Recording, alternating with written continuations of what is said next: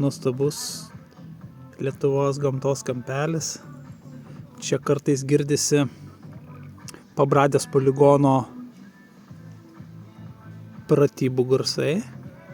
Čia atvažiuoja įvairūs žmonės, iš tikrųjų būna ir ramesnių, ir tylesnių. Bet kas šį vakarą atvažiavo, šį nuostabų vakarą, po lietaus jūs patys girdit. Ir čia kažką apie Rasiją ar apie kažką čia okupantų kalba dainuoja. Taip kažkaip norėtųsi, kad vienas pabūklas galbūt čia atskristų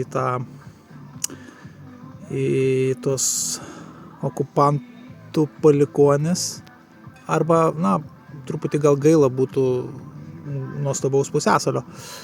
Tai gal geriau jau ten tos Mot G atgimdytų jos kažkaip atgal, kad tokių nebūtų ir net važiuotų. Nes gulbiukai, narai, paukščiai, geniai ir visi kiti gyvūnai, flora ir fauna jau ruošiasi emigracijai kažkur į kitus kraštus, nes į čia būdama ir klausydama tokios muzikos tiesiog išnyktų, reikia gelbėti rūšį.